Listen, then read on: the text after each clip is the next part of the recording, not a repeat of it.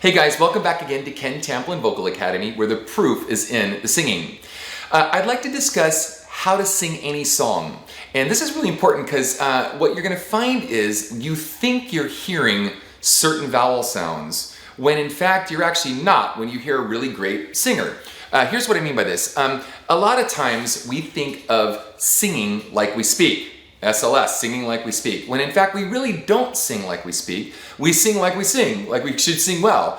And here's what I mean by that. If I were to sing a line in a song, and let's say the line was, I'm sailing away, set an open course for the virgin sea. It's an old Styx song, right? What you're gonna learn is, now let me sing it like the way Dennis DeYoung would have sung the song. I'm sailing away, set an open course for the virgin sea. Right? He really pushes the sound and mask into the front of the face. He's a phenomenal singer, by the way, and still out there doing it today, killing it, which is awesome. But I bring this up because there are what are called vowel transitions. Now, what I like to do is I like to get my students to start off working up their songs with vowels only first. But how do we work up songs with vowel only first if those vowels, and we don't understand their relationship to each other, and we're just going through and singing a song, we can over-sing those vowels, okay? So let's say if let me speak that line to you. I'm sailing away.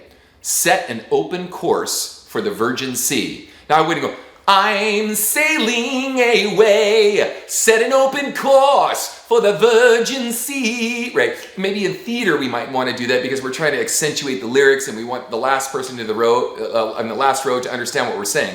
But for the most part, we want to break this stuff down a vowel at a time, and we want to actually eliminate consonants altogether. So what I encourage my students to do is to take a song that they love, whatever that song is, eliminate the consonants altogether. So, and then we're going to talk about vowels in a second. So,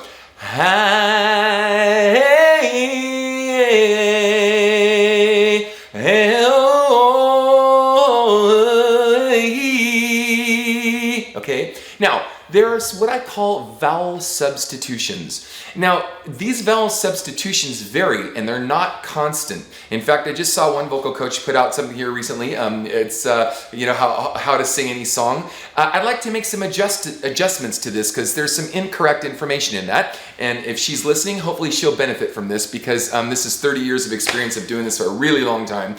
And those vowel substitutions are as follows. In the English language, we have somewhere between 12 and 16 different vowels. In bel canto, or in Latin or in Italian, there are 5. A, E, I, O, U. Now, I've studied bel canto most all of my life, and I like first to use that as a premise by which all other vowel sounds happen. However, it falls very short of the traditional vowels of bel canto fall very short of contemporary vowels that we use in the English language. So if I go la,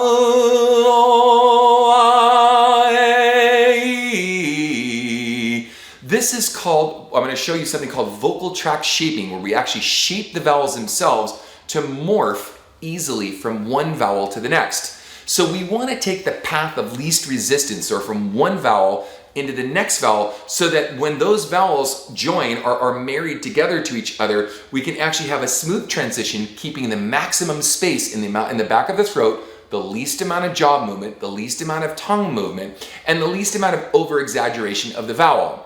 Now, the higher up we go, and this is where this other coach has given out some information. Good information, by the way. There's some good info there for sure. Absolutely. It sounded like she is. We crossed paths with the same information. But within this, the higher up we go, the smaller those vowel sounds need to happen. So if I were to do this really high, instead of when I just went la, no, u, o, a, e. If I were to go really high, la,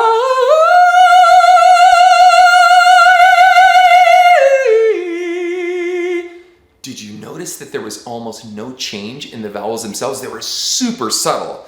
So the higher up we go up this food chain of these vowels, the more compressed or the smaller spaces that we get within the vowel structures themselves.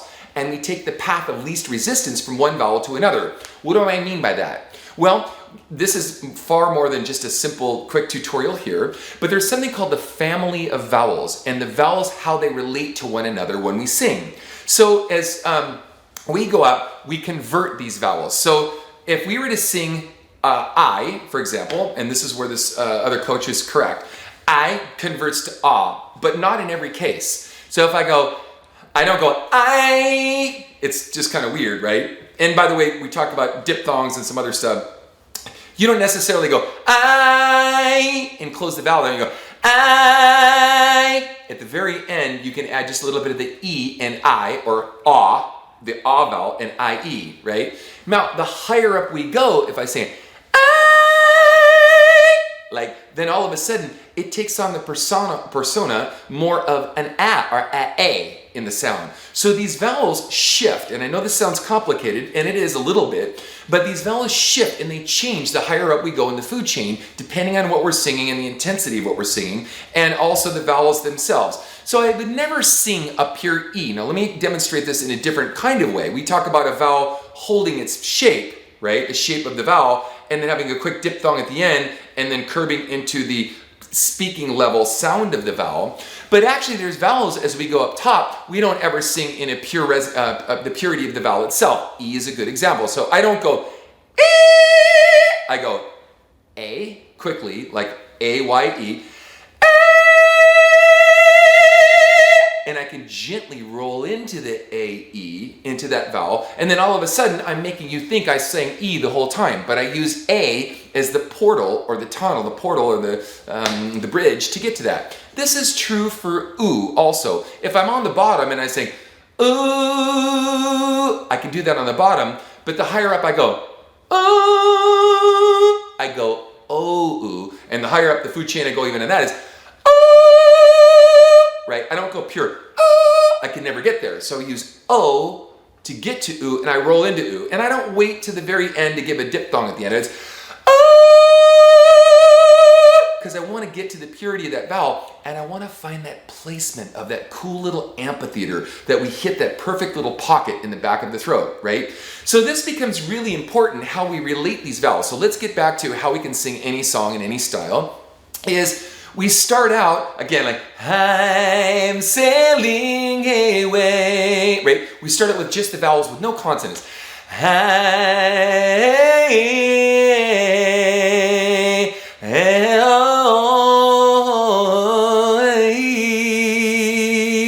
And as we translate those vowels from one vowel to another, we find vowels that have the path of least resistance. So an excellent way, and I mean an excellent way to practice this, is to practice oo, o, ah, a, and e as transitional vowels, and I'm going to do a scale here in a minute on how you can practice this, and then reverse those vowels in a different kind of way and sing a, e, a, o, and oo.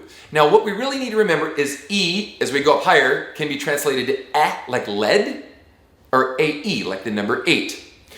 This other vocal coach says to sing I on certain vowels. That is patently false and absolutely dead wrong. In the lower registration, you can do that. But the higher up we go, we actually avoid I, like lead, or like hook, if we go up too high. It goes to E8. It's like, I don't go, it pulls too much tension. So if I sing, I'm gonna flip my lid, gonna flip my lid.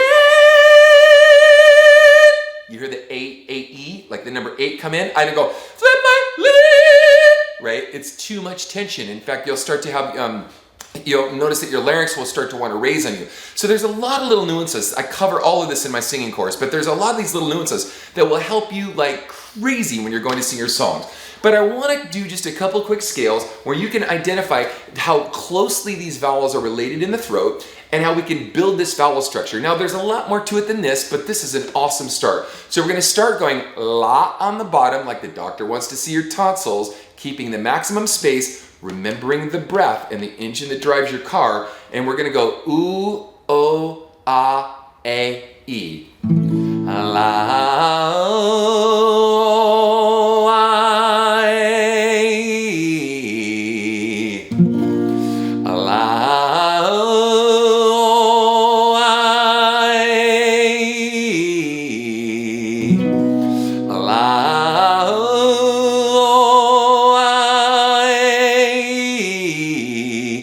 the higher up I go, the smaller the space is. Now, the space is big in the throat in that we want to create the most space as possible, but we actually want to compress the vowels and make them smaller the higher up we go.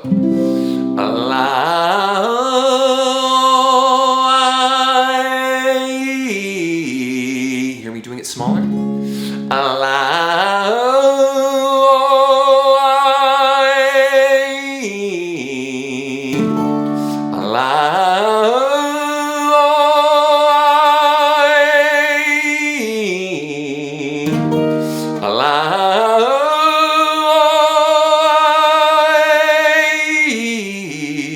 The higher up the food chain I go, the smaller I make the space. Now, the higher up I go from here, the more I bring mask into the sound and I push the sound into the front.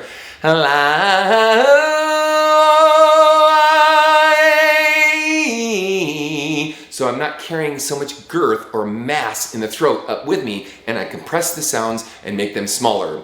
When you combine this with the songs that you're singing, you're going to notice that all of a sudden you're going to have all this freedom in the throat that you never knew you had, and then gently, little by little, you start to reintroduce the consonant sounds as you can to keep that throat open. Now, there's something called glottal stops, which are anytime that the glottis closes down and air stops the flow. So ba, things that close in. Maybe you can substitute those consonants with different consonants. Like instead of going maybe, you can use small things like a V. Maybe, until you can force the throat to stay open, because in the back, the epiglottis, as it's closing across the trachea and allowing air to come up, and this, in the case of diphthongs that we talked about a minute ago, it's trying to differentiate airflow coming out of the mouth or out of the nose, and the back of the throat's going, hey, can you make up your mind here? Do you want air to come out of the mouth, or do you want to come out of the nose, or combination thereof? Now I'm going to cover this again.